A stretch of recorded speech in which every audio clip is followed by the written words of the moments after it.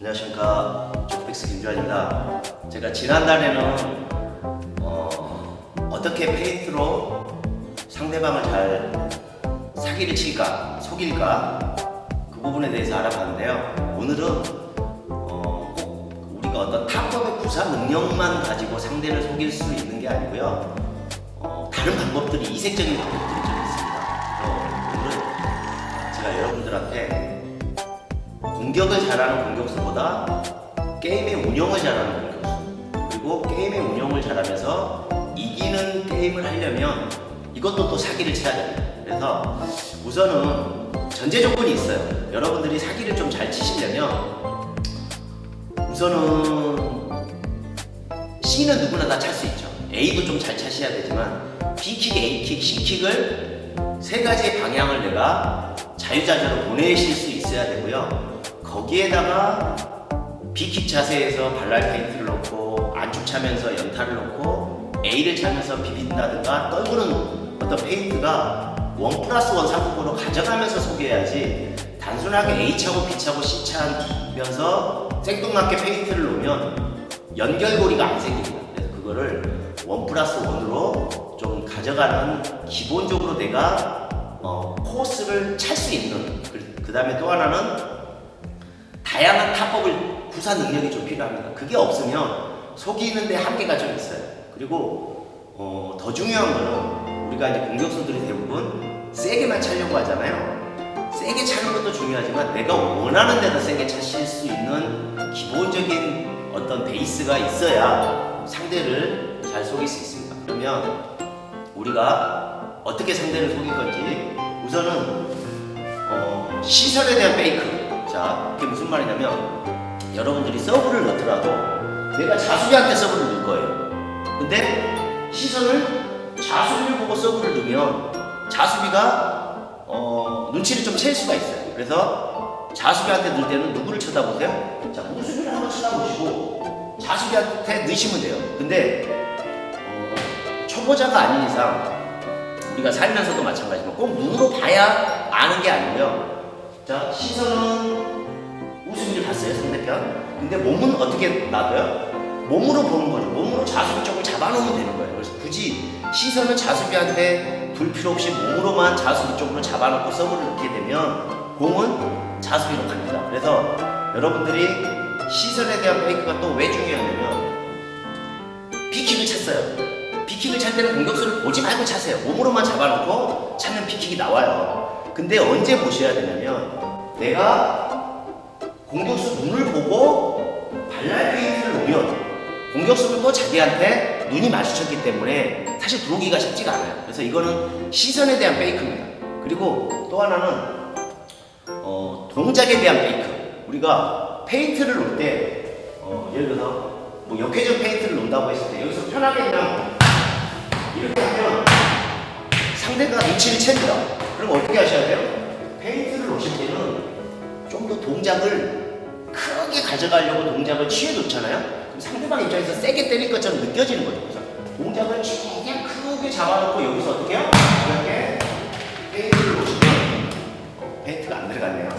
동작을 크게 놓고 여기서 가볍게 역회전 페인트를 놓으면 상대가 여기서도 좀 속일 수 있는 우리 능력을 좀 배양을 좀 할 수가 있습니다. 그리고 또 하나는 목소리에 대한 페이크입니다. 우리가 사실은 세게 찰 때 구령을 넣잖아요. 자, 구령을 넣는 이유는 제가 말씀을 드렸어요. 우리가 임팩트를 줄 때 코어 근육에다가 힘을 줘야 되는데, 코어 근육에다 힘을 주는 가장 좋은 방법은 뭐가 있죠? 구령을 넣는 거죠. 그래서 테니스, 특히 여자 선수들이 어우! 이러면서 구령을 넣는 이유는 사실 코어에 힘을 주려고 하는 거예요. 그래서 여러분들이 페인트를 넣을 때도 예를 들어 발랄 페인트를 넣을 거예요. 공격수한테 발랄 페인트를 넣는데, 그러면 공격수 눈도 보고 여기서 페인트를 넣을 때 야!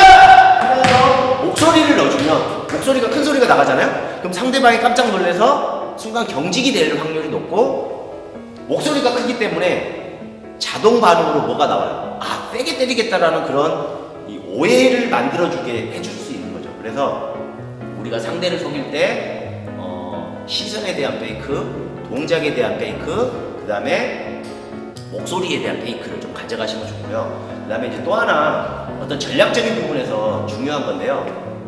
여러분들이 상대를 속이려면 우선은 상대가 첫 번째 키가 작고 왜소한지 뚱뚱한지 키가 큰지, 또 하나는 특히 앞라인 안경을 썼는지 안 썼는지. 그게 안경 쓰는 분들은 뭐가 좀 부담스러워요? 헤딩이 좀 부담스럽죠. 그래서 오른발잡인지 왼발잡인지 뚱뚱한지 날씬한지 키가 큰지. 그래서 키 큰 사람들은 뭐가 단점이에요? 움직임이 조금 빠르진 않죠. 그리고 배 나온 사람하고 키 큰 사람의 공통점, 이 배 부위가 약합니다. 키 작은 사람들은 바로 숙일 수가 있거든요. 근데 키가 큰 사람들은 찍는 것보다는 사실 이 배나 가슴 쪽으로 밑에 깔아서 B킥이나 A킥을 찾으면 좀 더 부담스러워합니다. 특히 안경 쓴 사람들은 더 찍어서 줘야 되고요. 실제로 전국대회 다니는 수비수들 분 중에 가끔 헤딩을 잘 안 하시는 분들이 있어요. 이때는 약간 서브를 어떻게 해요? 약간 로빙 서브를 좀 넣어주시면 좀 도움이 될 수가 있고, 또 하나는 발에 좀 자신감이 없는 분들이 있어요. 특히 왼발 바보들이 많죠. 그때는 왼발에다가 많이 차주셔야 돼요. 그래서 이런 그 사람의 체형, 그 다음에 안경을 썼는지, 그 다음에 오른발잡이인지 왼발잡이인지 어떻게 알아요? 서브 넣는 거 보면 알죠. 왼발잡이는 왼발로 넣지 오른발로 넣지는 않아요. 그리고 또 하나는 여러분들이 상대를 속이실 때 가장 중요한 전술 중에 두 가지만 말씀드리고 마무리를 할게요.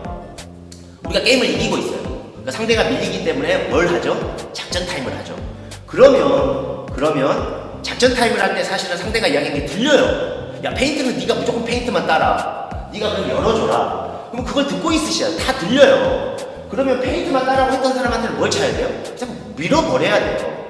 그래서 작전 타임이 걸린 이후에는 내가 평상시에 했던 거랑 다른 방법의 타법이나 코스 공략을 해주시면 좋고, 또 하나는 가장 중요한 건 우리가 3세트 갔을 때는 1세트, 2세트가 지나면 3세트 때는 대부분의 그 사람의 스타일을 알아요. 그러면 내가 구사 능력이 좀 다양하면 3세트 때는 내가 다른 어떤 전략을 가져가셔야 돼요. 안 그러면 1세트는 이기고 2세트는 뭐 졌어요. 근데 3세트는 되지도 않게 지는 분들은 1세트의 전략을 2세트, 3세트 계속 가기 때문에 그런 경우들이 많거든요. 그래서 그런 부분들도 전략에 좀 활용을 해서 상대를 사기를 많이 치셔야 돼요. 그리고 마지막으로 상대 공격수가 잘 차는 타법이 있어요.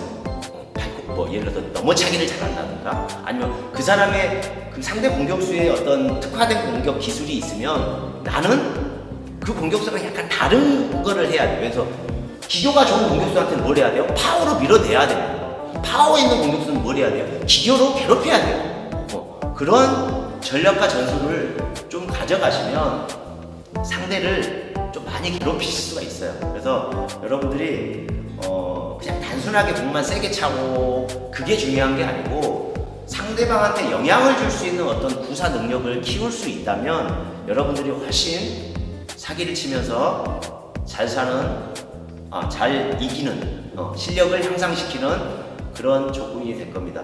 중요한 거는 그런 사기꾼이 되기 위해서는 부단한 코스와 페인트와 타법에 대한 노력이 필요합니다.